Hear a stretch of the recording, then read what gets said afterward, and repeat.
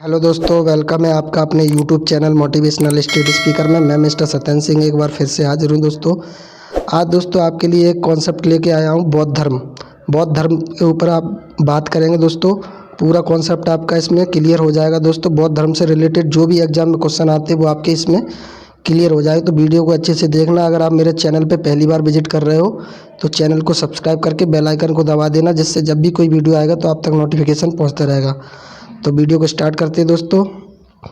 बौद्ध धर्म दोस्तों, बौद्ध धर्म के संस्थापक गौतम बुद्ध, इन्हें एशिया का ज्योतिपुंज, लाइट ऑफ एशिया कहा जाता है दोस्तों। यहाँ पे एक क्वेश्चन दोस्तों आपका ये बन रहा है कि बौद्ध धर्म के संस्थापक गौतम बुद्ध को एशिया का ज्योतिपुंज कहा जाता है दोस्तों। गौतम बुद्ध का जन्म 563 ईसा पूर्व में कपिलवस्तु के लुम्बिनी नामक स्थान पर हुआ था। इनके पिता का नाम शुद्धोधन था, माता का नाम माया देवी था। इनकी माता की मृत्यु इनके जन्म के 7वें दिन हो गई थी। इनका लालन पालन इनकी सौतेली माँ प्रजापति गौतमी ने किया था। इनके बचपन का नाम सिद्धार्थ था। तो इससे दोस्तों क्वेश्चन आपके बनते जाएंगे, ठीक है ना।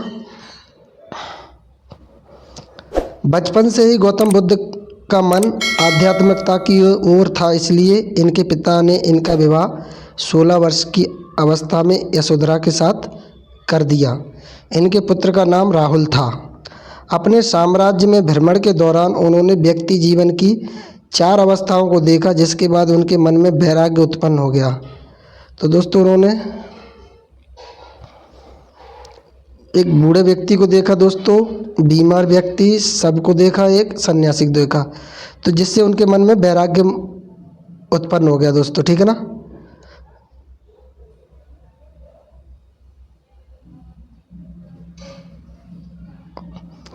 सांसारिक समस्याओं से व्यथित होकर सिद्धार्थ ने 29 वर्ष की अवस्था में गृह त्याग किया, जिसे बौद्ध धर्म के महाभिनिष्क्रमण कहा गया। ज्ञान की खोज में बुद्ध इधर उधर भटकते रहे, फिर इन्हें अलार कलाम मिले जो इनके पहले गुरु बने। तो दोस्तों ये क्वेश्चन काफ़ी बार पूछा जाता है कि गौतम बुद्ध के पहले गुरु कौन थे दोस्तों। तो यहाँ पे अलार कलाम इनके पहले गुरु थे, ठीक है ना। इन्होंने अलार कलाम से सांख्य दर्शन की शिक्षा ली। इसके बाद महात्मा बुद्ध ने अपने 5 मित्रों के साथ सारनाथ के वन में लगभग कई वर्षों तक कठोर तपस्या की। इसके बाद महात्मा बुद्ध ज्ञान की प्राप्ति के लिए गया चले गए।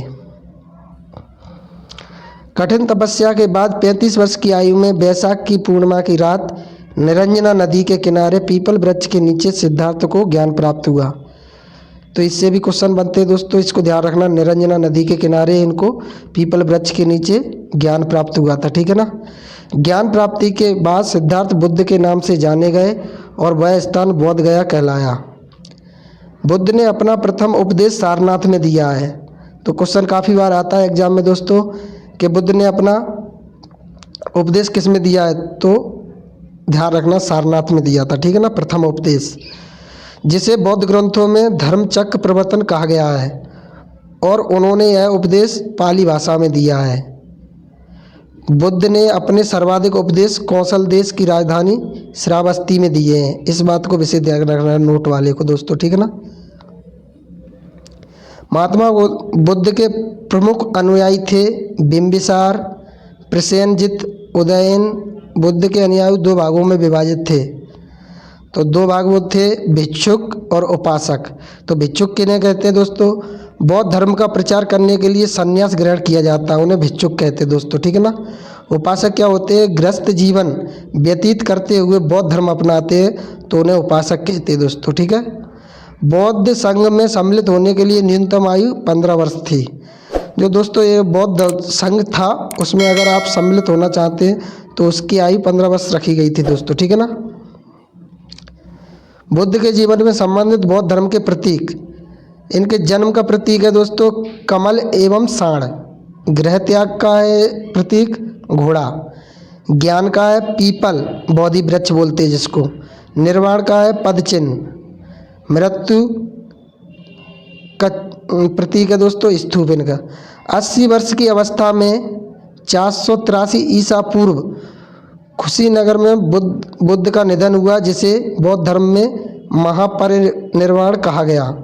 निधन के पश्चात बुद्ध के अस्थि अवशेषों का भारत के 8 जगहों पर स्थापित कर स्तूपों का निर्माण करवाया गया, जिसमें से सबसे बड़ा स्तूप सांची का स्तूप कहलाता है दोस्तों। ठीक है, इस बात को ध्यान में रखना, ये क्वेश्चन पेपर में आते हैं दोस्तों। ठीक है, महात्मा बुद्ध ने 4 सत्य कथन कहे थे।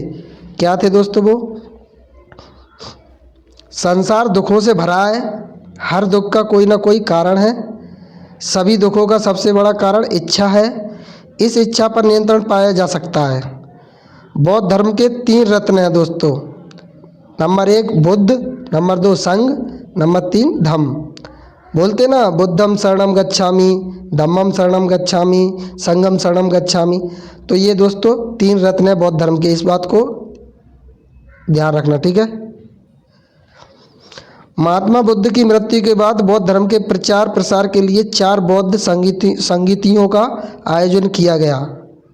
तो पहली संगति थी दोस्तों 483 ईसा पूर्व, स्थान था राजगीर, राजा था अजातशत्रु, पुरोहित था महाकश्यप। सेकंड था दोस्तों 383 ईसा पूर्व, स्थान वैशाली, राजा कालाशोक और पुरोहित था सभाकामी। थर्ड था दोस्तों 255 ईसा पूर्व, पाटलिपुत्र, यहाँ के राजा थे अशोक और पुरोहित थे मोगलीपुत्तिस। चौथा था प्रथम कुंडलवन, यहाँ के राजा थे कनिष्क, वसुमित्र अध्यक्ष और अश्वघोष उपाध्यक्ष थे दोस्तों। ठीक है ना। चौथी बौद्ध संगति के बाद बौद्ध धर्म 2 भागों में बांटा गया दोस्तों। Number 1 Hinayana, number 2 Mahayana. तो हीनयान और महायान में क्या अंतर है दोस्तों, बताते हैं दोस्तों, वीडियो को अच्छे से देखिए। यह बौद्ध धर्म का प्राचीन रूप है हीनयान, है ना। यह नवीन रूप है, यह कठोर मार्ग है, इसके द्वारा कम लोग निर्वाण की प्राप्ति कर सकते हैं। यह सरल मार्ग है, इसके द्वारा अधिक लोग निर्वाण की प्राप्ति कर सकते हैं। यह युद्ध को अलौकिक गुण वाला सामान्य पुरुष मानते हैं, यह बुद्ध को भगवान मानते हैं। ठीक है ना दोस्तों। यह बुद्ध के प्रतीकों की पूजा करते हैं, यह बुद्ध की मूर्ति की पूजा करते हैं।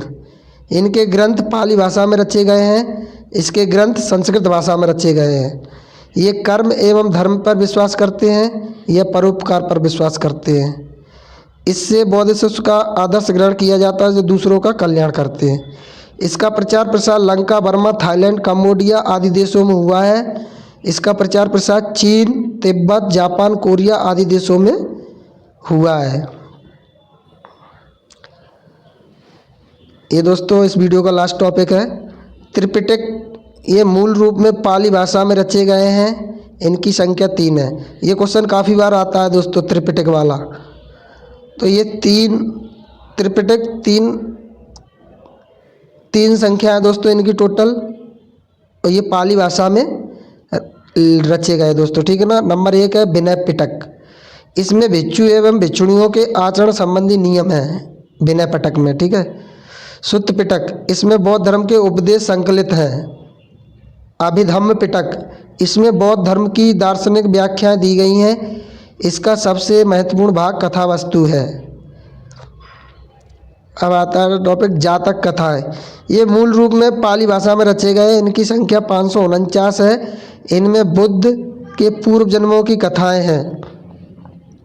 बुद्ध चरित्र, इसकी रचना संस्कृत भाषा में हुई है।